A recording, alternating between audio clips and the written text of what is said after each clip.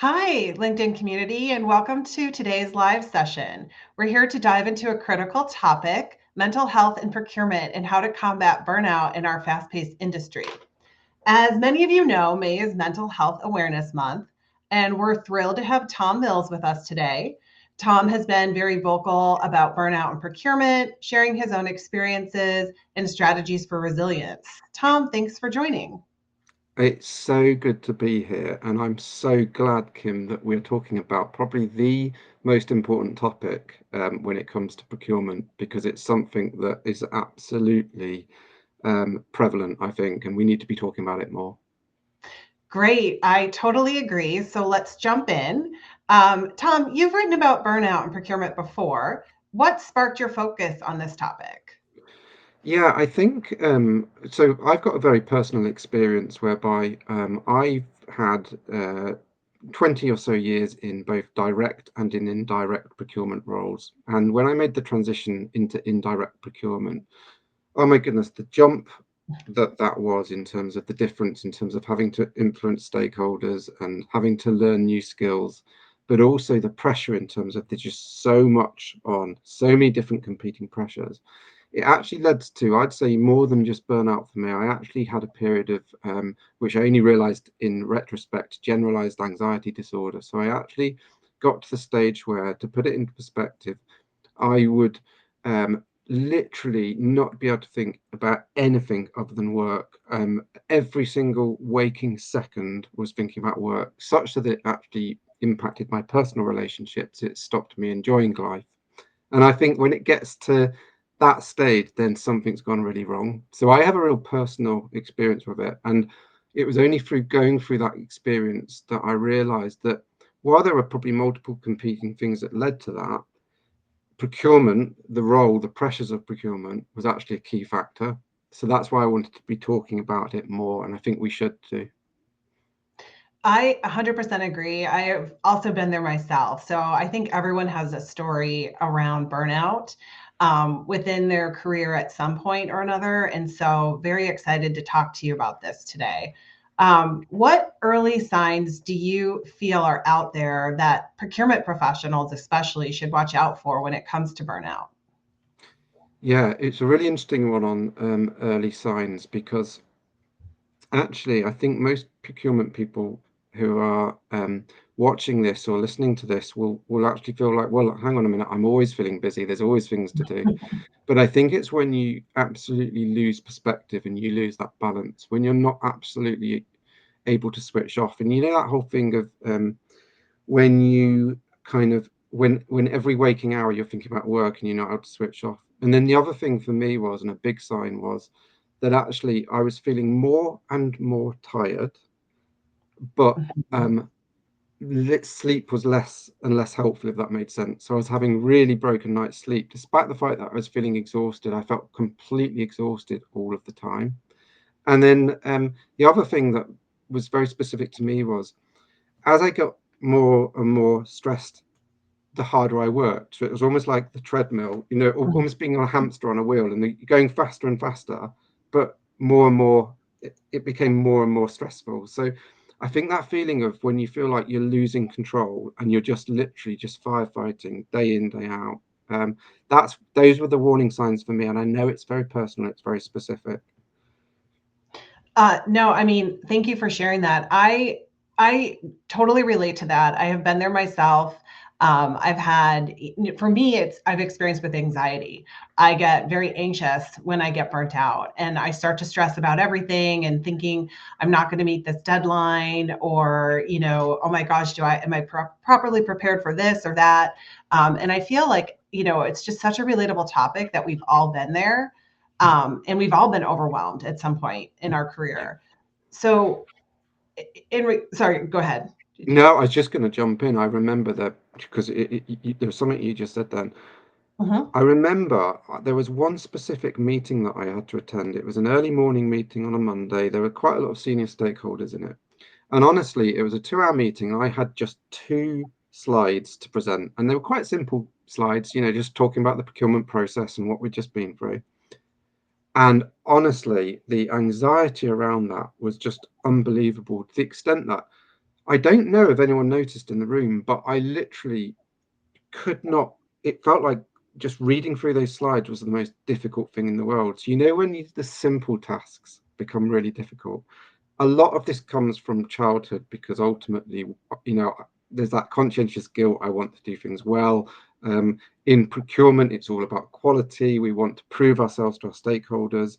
We have big pressures. But for me, just going back to the warning signs bit, sometimes you just know when things aren't right, they're not normal. Yep, 100% agree. What strategies would you recommend when people are feeling that way that we can utilize to help and, feel better and maybe not feel so anxious? Yeah, well, one of the things that was, and I know this sounds really common, but I just really did think it was just me. So actually, um, one of the things compelled me to actually start writing on LinkedIn, for example, was because I wanted to share openly because I realized the more I shared, the more it resonated, and the more I realized I wasn't alone. So sometimes the downside of things like anxiety or burnout is you can feel quite isolated. And Mhm. one thing that I would say fundamentally, and I know this applies to many kind of mental health challenges, is opening up and finding someone to talk to. So I remember the first time that I spoke to someone in the HR team in the business that I worked at, and they actually identified that maybe I was suffering from stress and maybe I needed help, was the first time that I actually thought, oh, maybe this isn't me. Maybe this is actually something that I'm suffering from. Maybe this isn't about me. This is just something I need to get help for. And then, secondly, as a result of my generalized anxiety disorder, once I'd identified that, I actually got some counseling and got some cognitive behavioral therapy. And I used that and actually had created from that some frameworks that I now teach as part of my procurement soft skills mastery course around frameworks for dealing with things like difficult conversations or dealing with non-compliance or um, preparing for negotiations. And I think that ability to separate yourself and create a process to see yourself through it has really helped me. So yeah, Yeah, no, that's great. I myself, for you shared something so personal, so I'll share as well. For me myself, I also ended up going to some counseling. It was actually more of a yeah, life coach, but I yeah, really needed some help pushing me through some of the anxiety that I had and just the overwhelming stress that I was feeling. Just I can be somewhat type A and put a lot of pressure on myself. And yeah, so I noticed that coming out in work and just in even my normal day life. I do think it's such a big thing nowadays, and something that I do think people are more comfortable talking about now than they used to be. It's not as taboo of a topic. And so, what can organizations do? I can tell you for procurability, we do a lot for mental health awareness month. In fact, it just kicked off today, May 1st, and I have already received an email in my inbox of all the activities that we're going to have for the month of May to help us with our stress. One of them was, I think it was called Deskercise. So it was like a like desk dance class. So there's just little things like that procurability does to really help us, kind of take that moment during the day to stop, pause, think about our mental health, see how we're feeling, and help us through the day. So what can organizations do? Oh, I mean, procurability sounds like a great culture and that you've got that focus. And I am going to just shout out Bibby Financial Services, which was the last business that I worked in, which were absolutely brilliant when it came to mental health and such that they would focus on things like, for example, making sure that people got daily exercise. There was kind of running groups that were set up. There was kind of a big emphasis on accessibility to things like mental health first aiders, and I actually became trained and became a mental health first aiders because I felt my experience was useful to others. So I think businesses themselves can take responsibility, but actually I think a lot of it comes down to line management and coaching around line managers and how your people manager looks after you. And I remember one specific example with my CFO that I reported into when I decided to go for a run because I just needed to. And that feeling I got back and I thought, I've got two missed calls, and you feel almost that guilt of, oh my Mhm. goodness, what's he going to say? I haven't been contactable. And I thought, you know what, I'm just going to be honest and say I went for a run. And I remember it was a game-changing moment for me, because he said, good, that's brilliant. In fact, you've reminded me I'm going to do the same. And for me, just that awareness that sometimes people just need to be able to be given that latitude and that freedom to be able to just do something for their health, as well as Yeah. just being constantly on. Does that make Oh, sense? that completely makes sense. And I've been there myself, I mean, being able to just, we're open at Procurability, and I do think that we have that culture here where, you can say, I went for a run. A lot of people at Procurability are very active runners, mountain bikers, rock climbers. And so they're always talking about the things that they do, and the activities that they do. And I think it helps show that we have this balance, right? You have your work, but then you also have your personal life, and you have to be able to balance them, or you're going to get burnout, and that's definitely going to start to creep in. Yeah, So I think, companies that can do that and fit that into their culture are definitely on the edge of what it means to be successful in an organization. We're getting a bunch of questions, and so I just wanted to just quickly ask one because it was pertinent to the yeah. conversation that's happening. But if the workplace doesn't have any support structures in place for coping with burnout, what would you suggest doing to help start creating that change within that organization?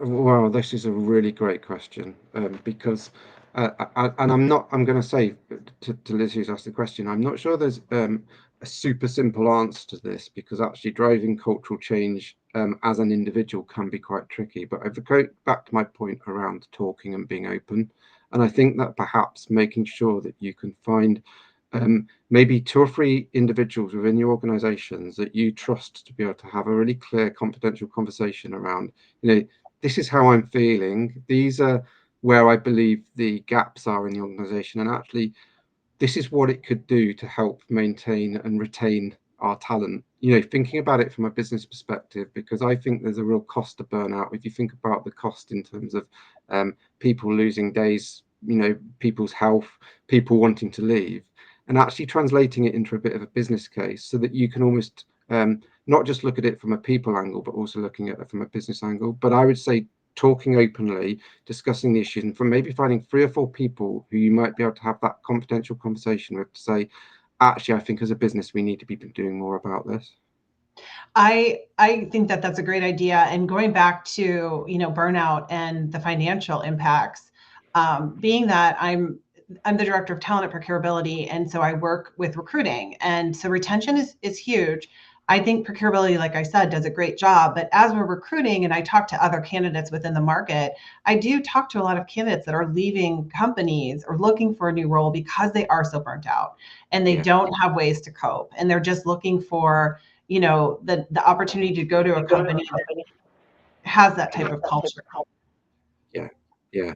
I will say there will be a time, and I know this might not be a popular thing to say, but there will be a time that there are just some businesses which are not going to change. And, you've got to be careful, whereby, in my view, and I know job insecurity is a big thing at the moment, but you've always got to think, what is the cost to me, my relationships, my health, my life, in terms of the culture that I'm in. So I think, obviously, me and you, Kim, are in an advantageous position whereby we work for companies who, or have worked for companies who are great. But I think if you've had those conversations, you really feel like it's impacting on your life, and you really feel like there's no desire for the organization to change, and then you've got to think inwardly about, okay, what what do you what are you going to do to try and move your career in a direction whereby it no longer has such a negative impact?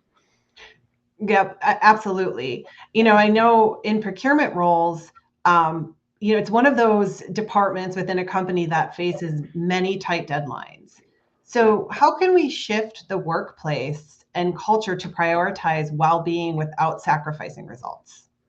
Yeah, I think one thing that I really have noticed is that you can, in procurement, you can get involved in a lot of things and feel like it's your duty to get a lot involved in everything to help everyone and to almost be subservient.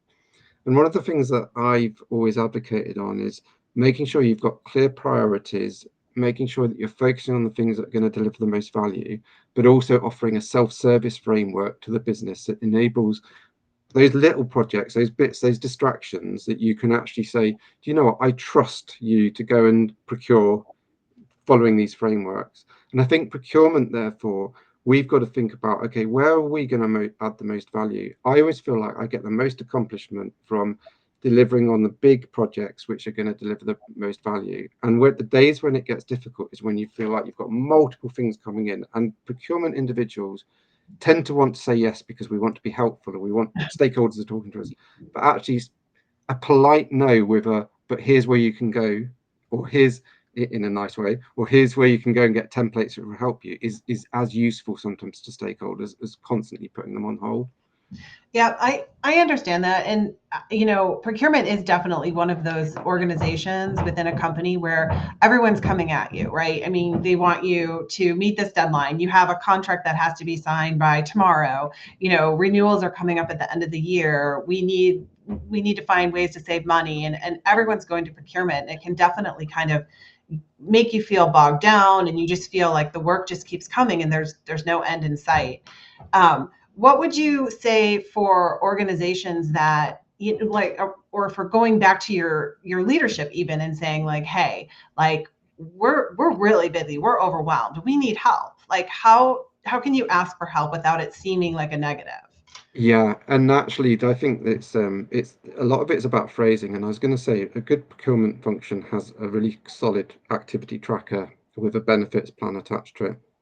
And if you feel like you look at that activity tracker and it's just not possible for you to be resourced properly, then you need to have the sensible conversations with your business, with your line management, wherever you report in, to say, here's what's coming up in the next quarter, here's what's coming up in H2.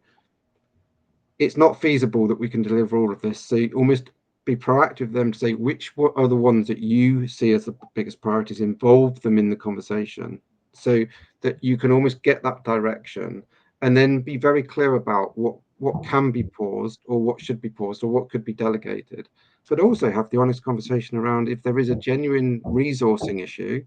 Maybe there's a resourcing issue that can't be helped by permanent, but maybe there's temporary, Yeah. interim solutions that can really help. So I think it's just having those really open conversations, but underpinning it with some data, so number of activities, what's coming up, what the benefits are, is really helpful.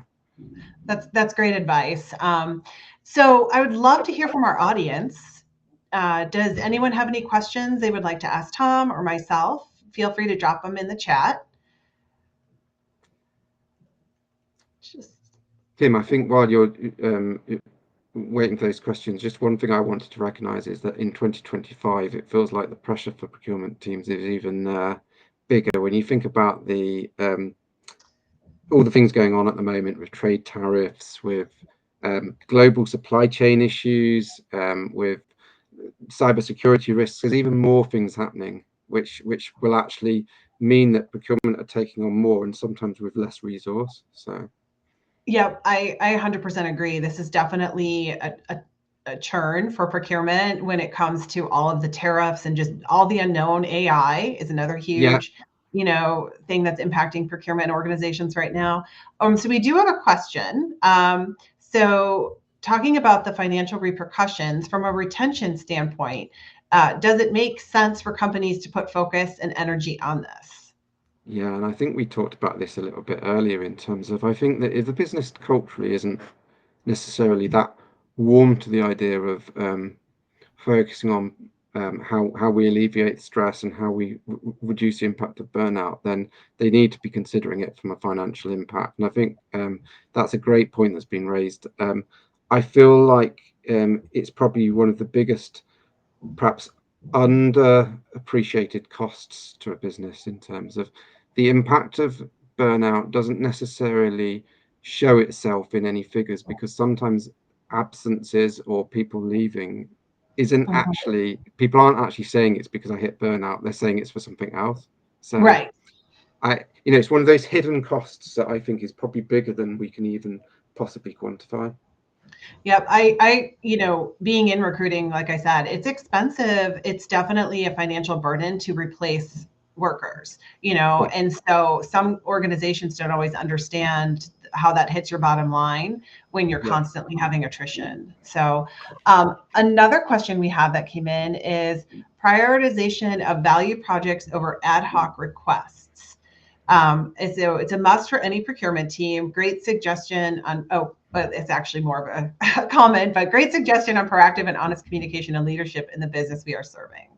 Yeah, I mean, I'm really glad that Carlos has pulled that out though, and yeah, great to see Carlos on this because Carlos regularly supports my posts. So thanks, Carlos. I feel like it's one of the biggest factors for procurement teams is we try and get involved in everything, and I don't think that that's particularly helpful. I think a strategic procurement team, one that's functioning really well, gets involved in the high priority stuff, and I think the problem is, and one of the things that I'm a big advocate of, is just not getting distracted. Like the human brain realistically can really only accomplish a certain amount within a working day, within a working week, and you really prioritize those big 3 projects each week.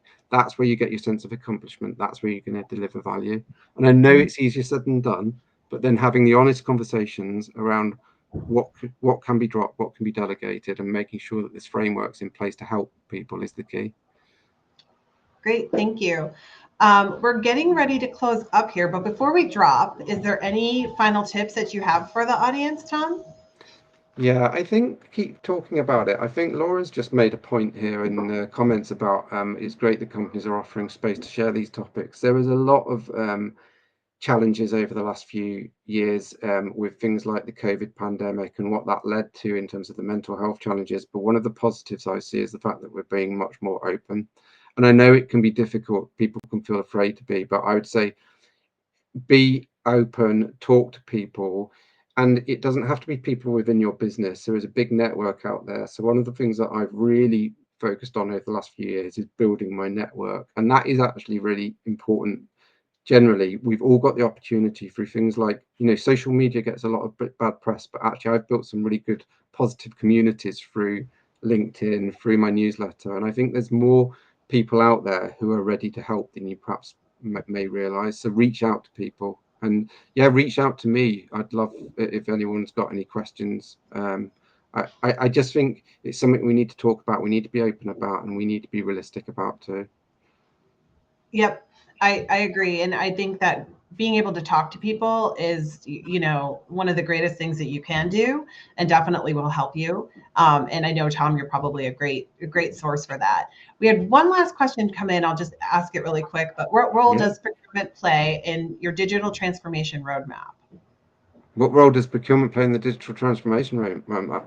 Well, that's a big Great question, and I question. think, yeah, I was going to say that's probably more a general question, perhaps not necessarily related to this topic, but I would say it comes back to my point that procurement now has so many responsibilities, including the digital transformation roadmap. So if you think about it, there is so much going on. You mentioned it, Kim, AI, the technical upgrading across the businesses, that procurement is constantly involved in new investments. So the role that we play in the businesses is becoming much more fundamental, but as such, the workload and the pressures are becoming bigger. So yeah, big question, probably not one I could answer within a minute. We need a whole topic on that one. Yeah, yeah. So, well, this was invaluable. Thank you so much, Tom. I hope that everyone can share this stream with your network. Please feel free to follow Procurability for more content and check out Tom's post on burnout. The link will be in the comments. And let's keep this conversation going. Great to be here. Thank you. Great. Thank you.